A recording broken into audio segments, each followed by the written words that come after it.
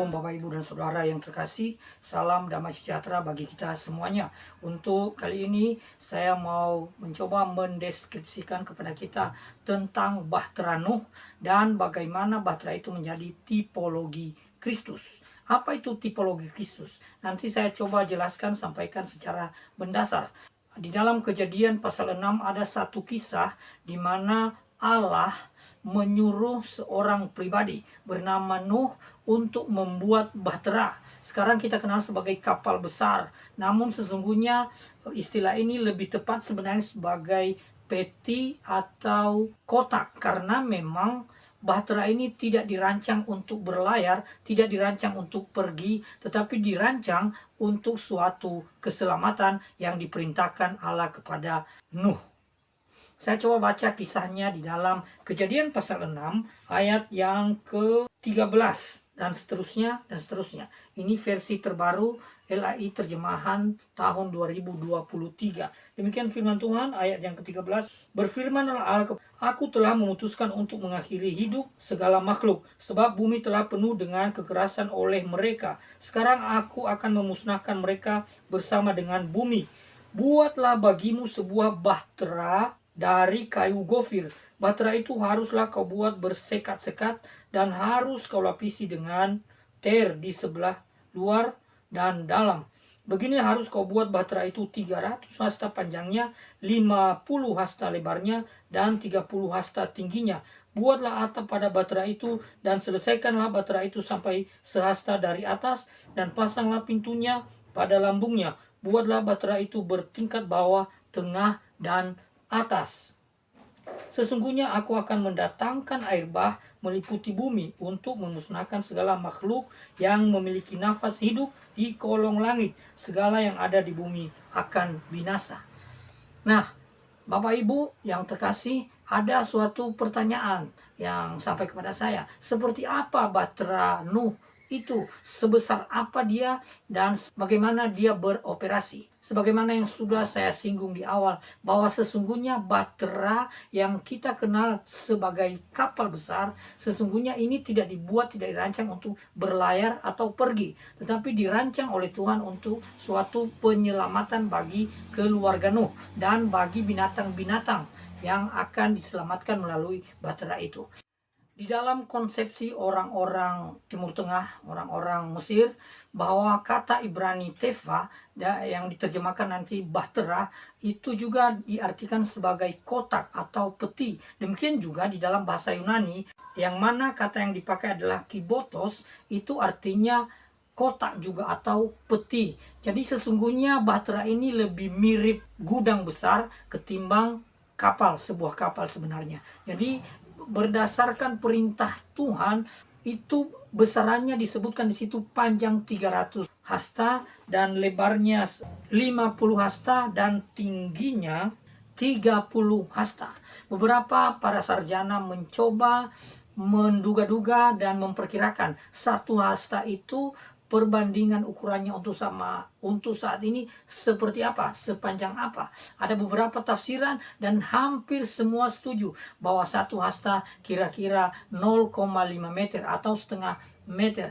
Ada juga sumber lain mengatakan bahwa panjangnya adalah 500 kaki, lebarnya adalah 85 kaki, dan tingginya adalah 52 kaki. Nanti kalau kita konversi ke dalam sentimeter atau ke dalam meter, kira-kira 0,5 meter atau 52 sentimeter. Cuman kita tidak tahu panjang depannya orang-orang zaman dulu, panjang hastanya mereka dengan hasta saya mungkin berbeda, yang seorang dengan yang lain itu berbeda. Tetapi kita bisa perkirakan bahwa orang-orang zaman dulu itu fisiknya, badannya besar-besar. Jadi kalau saya 1 meter ini kira-kira segini, tapi kalau satu hasta mungkin tidak sampai 50 cm. Tetapi orang-orang zaman dulu mungkin diperkirakan satu hasta mereka itu 50 sampai 52 cm. Maka kira-kira besaran kapal itu adalah panjangnya 150 atau lebih, 150 meter atau lebih, lebarnya kira-kira 25 meter atau lebih, dan tingginya kira-kira 15 meter atau lebih. dibuat dari kayu gofir. Itu kayu yang begitu tahan, begitu keras dan tahan di segala medan, tahan akan air, tahan akan hujan dan sebagainya, bisa bertahan selama beratus-ratus tahun. Oleh beberapa penafsir, oleh beberapa komentator, mereka memperkirakan bahwa kayu ini semacam kayu cemara. Nah, itu dibuat dari kayu itu. Ini semua perintah Tuhan kepada Nuh. Nah, kira-kira seperti itu ya. Dia seperti kotak, seperti peti ya. Bukan seperti kapal yang sekarang, yang mana bagian bawahnya semakin mengecil ya, dan bagian depannya meruncing. Mungkin dia berbentuk kotak. Lalu ada yang luar biasa, menurut beberapa sarjana, menurut beberapa tafsiran yang kita boleh lihat, itu diperkirakan dibuat selama beratus-ratus tahun. Diperkirakan Nuh membuat bahtera ini selama 120 tahun berdasarkan perintah Tuhan, di mana pembuatan ini dilaksanakan dan beberapa kali ditunda untuk memberikan kesempatan kepada orang-orang di sekitar Nuh, masyarakat di sekitar Nuh, bahkan semua orang di bumi, memberikan kesempatan kepada mereka untuk bertobat. Namun pada akhirnya Tuhan mencurahkan air bah itu dan mengakhiri hidup segala yang bernafas, kecuali satu keluarga Nuh dan semua binatang-binatang yang diperintahkan Tuhan dimasukkan di dalam bahtera itu.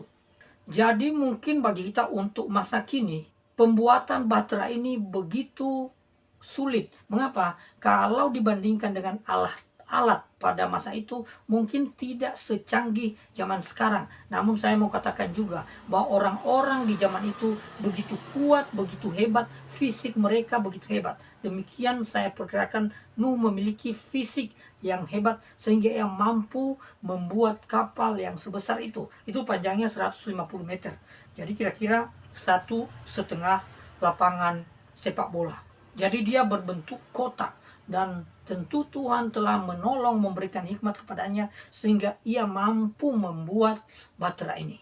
Lalu apa pelajaran rohani? Apa nilai yang saya mau bagikan bagi kita?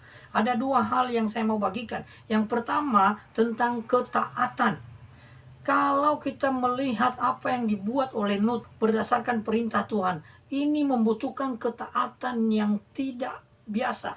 Ini membutuhkan ketaatan yang luar biasa. Mengapa? Karena Tuhan menyuruh Nuh membuat bahtera, membuat kapal besar, membuat kotak besar, bukan di dekat pantai, bukan di dekat sungai, bukan di dekat yang ada airnya, tetapi di atas gunung.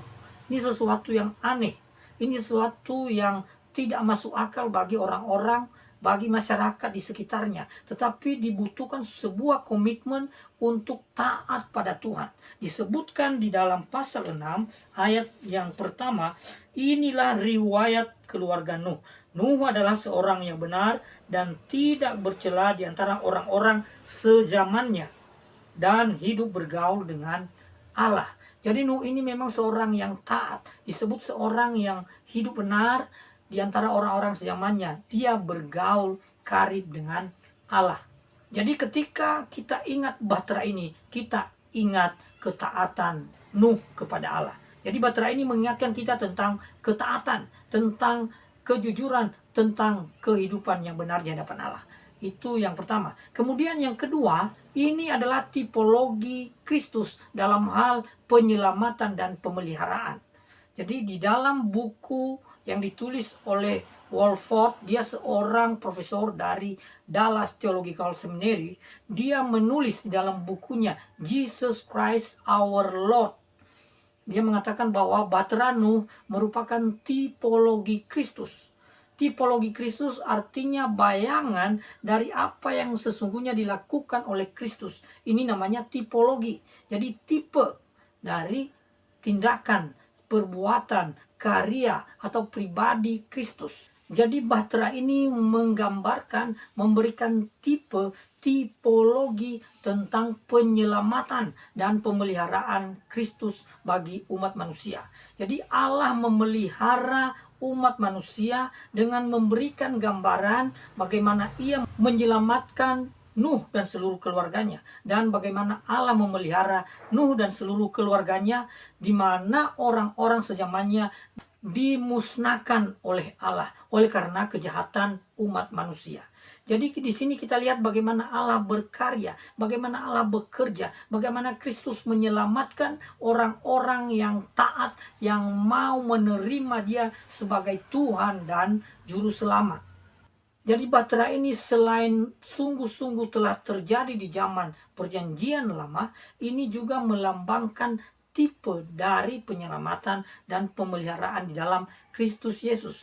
Orang-orang yang taat, orang-orang yang setia akan diselamatkan dan akan dipelihara oleh Allah di dalam Kristus Yesus. Satu-satunya cara adalah menerima Yesus Kristus sebagai Tuhan dan Juru Selamat. Maka segala dosa umat manusia, segala dosa orang yang berserah menerima Dia sebagai Tuhan dan Juru Selamat akan dihapuskan. Hidupnya akan ditebus. Inilah cara Allah bekerja dalam hidup kita. Marilah kita bersyukur, marilah kita hidup taat dan setia sebagaimana Nuh hidup bergaul dengan Allah. Dan dengan demikian Allah menunjukkan berkat-Nya dalam hidup kita. Allah menunjukkan penyelamatan dan pemeliharaannya di dalam kehidupan kita. Maka kita bisa menjadi cerminan Allah, cerminan Kristus bagi orang-orang sejaman kita. Dan ini adalah sesuatu berkat yang luar biasa. Biarlah hidup ini untuk kemuliaan Allah selama-lamanya. Haleluya. Amin. Hidup hasratku, rinduku, memuji, memuliakan, berjalan bersamamu selamanya.